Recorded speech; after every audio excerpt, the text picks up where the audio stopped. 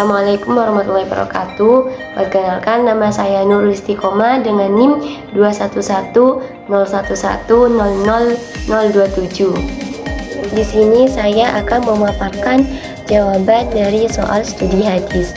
Soal yang pertama yaitu bacalah dan jelaskan hadis tersebut. Bismillahirrahmanirrahim.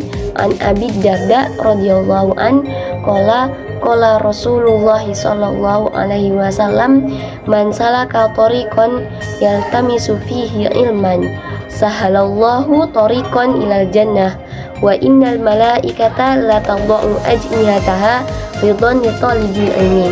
Rahu Ibnu Majah. Soal yang pertama adalah kata permulaan matan.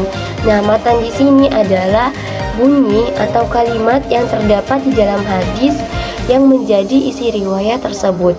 Nah, kata permulaan matan pada hadis tersebut adalah pada lafaz man, di mana lafaz man ini adalah man syartiyah.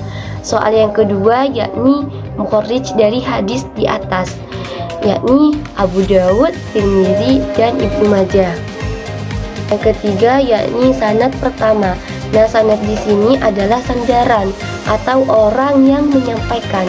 Nah, sanad pertama dari hadis tersebut adalah Abi Darda, an Abi Darda. Yang keempat adalah hadis di atas termasuk dalam jenis hadis apa? Nah, hadis di atas itu termasuk hadis jenis qauliyah. Mengapa? Karena hadis tersebut hadis yang berupa perkataan atau ucapan yang telah disampaikan oleh Nabi Muhammad SAW. Dan yang terakhir adalah pesan yang terkandung di dalam hadis tersebut. Nah, di mana arti dari hadis tersebut ialah dari Abi Darda, beliau berkata, saya mendengar Rasulullah SAW, barang siapa menempuh jalan untuk menuntut ilmu, maka Allah akan memudahkan jalan ke surga. Sesungguhnya para malaikat membentangkan sayapnya kepada penuntut ilmu karena ridho dengan yang ia tuntut. Nah, jadi pesan yang terkandung di dalam hadis tersebut ialah keutamaan orang yang bepergian atau orang yang keluar rumahnya karena mencari ilmu dengan ridho dan ikhlas, yang mana nantinya Allah akan mempermudah jalannya menuju surga. Soal yang kedua yakni bagaimana syarat sebuah hadis dikategorikan sebagai hadis sahih, dan berikan contohnya. Nah, di dalam kitab Taqriratus Saniyah, di dalamnya dijelaskan ada 5 syarat yang menjadi syarat sebuah hadis itu dikategorikan sebagai hadis sahih. Syarat yang pertama yaitu ittisal sanad atau bersambungnya sanad. Makna ketersambungan ini adalah setiap rawi harus mendengar dari orang yang di atasnya secara nyata, sedangkan orang yang di atasnya mendengar dari orang yang di atasnya lagi sampai kepada akhir sanad. Nah, syarat yang kedua yakni adalah rawi. Maksudnya adalah sikap rawi dari rawi-rawi hadis dalam sanad tersebut adalah orang yang adil. Nah, untuk syarat yang ketiga yakni tamam al-dabti atau sempurna kedabitannya, di mana maksudnya itu seorang rawi berada dalam kedudukan tertinggi, yaitu seorang rawi hafal hadis yang ia dengar dalam pikirannya, di mana dia mampu membacanya dalam keadaan apapun yang ia kehendaki. Nah, untuk syarat yang keempat tidak ada syadz atau kejanggalan. Maksudnya seorang rawi yang thiqoh tidak membedai orang yang lebih thiqoh darinya. Dan syarat yang terakhir yaitu tidak ada ilah. Ilah adalah sifat samar yang merusak hadis tersebut untuk diterima, sedangkan dohirnya terbebas darinya. Nah, untuk contoh yang saya ambil ini berasal dari ensiklopedia hadis Sahih Muslim versi Al-Alamiyah 4824, versi Syarah Sahih Muslim 2671, kitab ilmu, bab diangkatnya ilmu dan menyebarnya kebodohan. Bismillahirrahmanirrahim. Haddatsana Ubaidullah bin Musa qala akhbarana Hanzalah bin Abi Sufyan an Ikrimah bin Khalid an Ibni Umar radhiyallahu anhuma qala Rasulullah sallallahu alaihi wasallam bunyal Islamu ala khamsin syahadati alla ilaha illallah wa anna Muhammadar Rasulullah wa iqamis sholati wa ita'iz zakati wal haji wa shaumi ramadhana. Nah, soal yang ketiga yakni faktor-faktor penyebab munculnya hadis maudhu. Faktor yang pertama yakni faktor politik.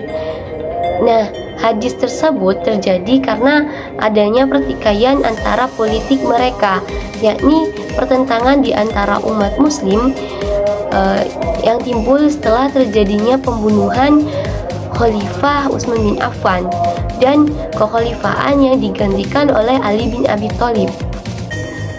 Dan untuk faktor yang kedua yakni faktor kebodohan, di mana ada golongan dari umat Islam yang suka beramal ibadah namun mereka kurang memahami agama secara mendalam. Mereka membuat hadis-hadis maudhu atau palsu dengan tujuan mereka menarik orang untuk berbuat lebih baik, di mana hal tersebut mereka menjanjikan yang lebih baik. Untuk faktor yang ketiga yakni faktor kebencian dan permusuhan. Keberhasilan dakwah Islam itu menyebabkan masuknya pemeluk agama lain ke dalam Islam. Namun ada di antara mereka ada yang masih menyimpan dendam dan sakit hati melihat kemajuan Islam. Mereka inilah yang kemudian membuat hadis-hadis maudhu. Nah, faktor yang keempat yakni fanatisme yang keliru, di mana sikap sebagian penguasa Bani Umayyah yang cenderung fanatisme dan realis telah ikut mendorong kalangan mawali untuk membuat hadis-hadis palsu sebagai upaya mempersamakan mereka dengan orang-orang Arab. Nah, tidak hanya sikap sebagian penguasa Bani Umayyah tersebut, akan tetapi fanatisme madhab dan teologi juga menjadi faktor munculnya hadis palsu. Dan faktor yang terakhir yakni perbuatan baik tapi tidak tahu mendasar tentang hadis daripada Nabi. Maksudnya gimana? Maksudnya seseorang ini ingin berbuat baik namun tidak mengetahui asal muasalnya. Soal yang keempat yakni biografi. Nah, biografi yang saya paparkan adalah biografi Abu Hurairah.